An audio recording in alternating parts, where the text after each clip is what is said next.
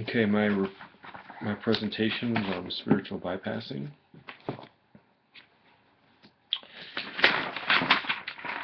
Spiritual bypassing is a term that was first coined by psychologist John Welwood in 1984. It is the use of spiritual practices and beliefs to avoid dealing with painful feelings, unresolved wounds, and/or developmental needs. Spiritual bypassing can take on many forms. For example, using yoga practice as a way to deal with unresolved issues from childhood. So it's being exclusive to one certain practice in the hopes that it'll cure all your ailments. So it's using and in spiritual bypassing, the practice that you're using doesn't get to the real issue, doesn't address it. Then there's also another example is overemphasis of positive traits. So an example of that is just always being really supportive without actually challenging others. So it's more of preferring the feminine qualities of over the masculine. So an example of that would be, just always being really loving but without challenging. An example of that is would be in nature. A tree growing. A tree needs not only water and dirt, which would be more a feminine aspect, but also the masculine of the wind blowing against it, and bugs that eat from it. So it needs that strengthening aspect for both growth. So spiritual bypassing is preferring one over the other. And the reverse of that is some parents that are really abusive, always challenging the kids, but not showing them the support and love that they also need. So it's a balance of both. So you need both aspects. And another example of spiritual bypassing is poor boundaries. So a good example of that would be when I was in the Zen community I was living in. I really didn't take into account what my deeper needs were, and I just forfeited them to my teacher, and which to a certain degree in Zen it's important, but it was kind of detrimental to my development because I stayed in the community a lot longer than I should have when there was abusive behavior from the teacher, no fault of her own, just of her being new to the practice itself as being a teacher. But my point is, with me not including my deepest truth, I neglected others' development, other people's development. So the example of spiritual bypassing is including not only the environment's truth, but your own deeper truth too. So for my interview, I interviewed Brother Aaron Carter. He is, Brother Aaron Cotter. He's a monk here of 7 years, and he runs the bookstore So he's steeped in both psychology and spirituality. Um, and he's familiar with the term spiritual bypassing, but he doesn't really like that term spiritual bypassing, because he was saying that if it's authentic spirituality, then it would include, it wouldn't leave anything out. Um, so I kind of see his point, and I think it's just just terminology differences. But he understood what I meant by spiritual bypassing, or he understands that the term. Um, and we started talking about um, the fact that spiritual bypassing went all the way back before Christ, in the split between spirit and body. Um, the, the the body was sinful and it had to be transcended in order to meet God or to meet spirit. So an example is in the Benedictine monastic tradition. Um, Monks were told to wear hair shirts, which are really uncomfortable things that would continually scratch you. They were they would they beat themselves, because again the body was sinful and bad, and it had to be transcended in order to meet God or to meet spirit. Um, and Other aspects of the monastic life, just up until maybe 40 years ago, or actually less than that, 30 years ago, monks weren't allowed to talk to each other. They were only allowed to talk to their mentor. Um, so that whole aspect of community relationship, um, that had really been was really being bypassed or put to the side, because um, they felt that God was only found in a personal relationship, and it wasn't. Um, so that was a huge shift when the monks were allowed to start speaking to each other and realizing um, that each one of them were Christ, and to treat them accordingly, and just how much more healthy it was when you could actually speak to people. One of the brother Benito, one of the older monks here, that was Thomas Merton's cook. He told me a story of just one day walking down the cloister, and a monk took his shoe off and hit him in the face with it, and he had no clue what that was about, and still doesn't to this day. He had to go in front of all the monks, and apologize, but not even using words. He had to kiss Brother Ben's feet, but no explanation. So those are just examples of really of bypassing certain aspects of our humanity, um, in the hopes of meeting God, or so. And in the Christian tradition, um, certain things are bypassed at different stages.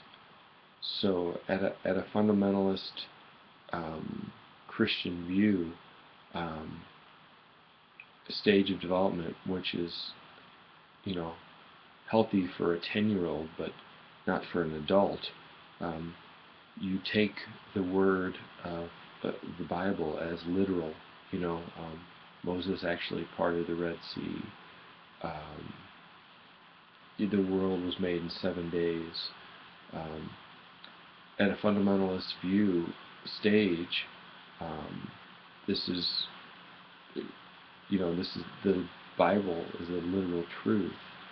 So, um, and it's important to have a mythic understanding at a child's stage, but when you get into high school, it really isn't. It doesn't fly. anymore. It doesn't, and what's being bypassed at that stage is um, your rational thought. If you really rationally thought about, could all this world be created and the universe be created in 7 days, it just doesn't make sense. So, and unfortunately, a large portion of Christians never have yet to evolve past this stage. And I remember, and this is a stage where a lot of Christians are leave the faith, which I did. In high school, the stories that they were teaching us just didn't make sense anymore. It wasn't rational thinking. You know, the Moses didn't really part the Red Sea. It just didn't make sense. So that's when I left my faith, because my rational mind was saying, this just isn't making sense anymore. So the next stage of Christianity, at the rational stage of development,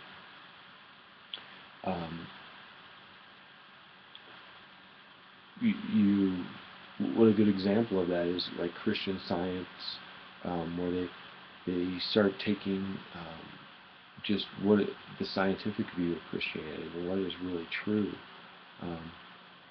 And the thing about this stage is what is being bypassed and not really solved, not really addressed, is actually the spiritual nature of reality. And so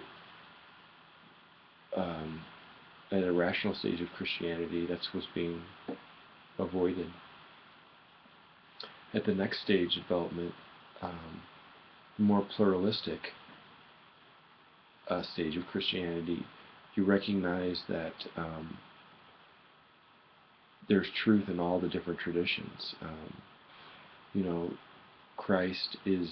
Jesus at this stage is one of many masters, recognizing that it's not the only path to union or enlightenment, or whatever vocabulary you want to use for whatever stream of wisdom you're following. So at this stage, I was part of the Rainbow family, which is a nomadic tribe of people who live in the national forests, who accept all traditions. And you live in certain camps, and there's a Jesus camp and a Buddhist camp and a Hindu camp. So this is a really important stage of development when your heart really comes online. So at this stage of development, you recognize all the other traditions as true, but what is being bypassed is this kind of, at this stage, it's really flat. Everybody's equal. Everything is, and it's kind of, the best way is flatlands. It's just everything is kind of equalized. And at this stage, what is being bypassed, or what I really neglected, is my own deeper truth, which is which faith is really the most true for me, and it was Christianity. So really recognizing at this next stage that Christianity is what I've been raised in, what I was baptized in, where it's kind of part of my unconscious, and really plugging into myself on a deeper level, really recognizing that I don't have to go to other different traditions, although I recognize their truth in them and I see the importance, and I really recognize that Christianity is my path. And so at this stage, it's really hard to see what's being bypassed, because I'm actually at the stage, and until I move on to a different stage or transcend where I'm at, then I could see what is not being addressed. So, and if just checking in with myself where I'm at now in the monastery, I meditate, I read, I study, I do service work. The part of the aspect that's not really being addressed for me is physical exercise, doing cardio and strength training. That's the part of my being that isn't really being addressed. And so looking at, and I don't know if that's collectively, if that's really true for for Christians at this stage. I just returned from a retreat actually, and that was being taught was embodiment. So I do believe that Christianity could benefit a lot from embodiment. So, but that's just another aspect of spiritual bypassing. So another realm of spiritual bypassing, the lens that could be looked through is at states of consciousness or states of being. And this is where addiction comes in. It's preferring a certain state over another state. So when I was in high school, I started experimenting with marijuana, and as a recreational experiment. So, and then after it becoming more habitual, it was starting to be used as a way not to have to face my developmental challenges of fitting in, of socializing, of doing schoolwork. So the funny thing is that marijuana slows down developmental growth. So it was a double whammy for me in high school when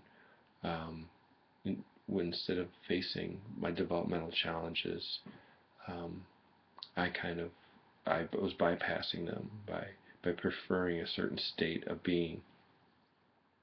And that was my own personal, in myself. So spiritual bypassing can arise in others as, like for example, my parents, they were being very supportive and loving, but they were also enabling me. So actually, and no fault of their own because they've never had to deal with that themselves. So you could actually bypass others' development or bypass what other people actually need by, only giving them what you feel, or by thinking that you're actually helping them, but you're neglecting a certain realm that could actually be really important to their development. And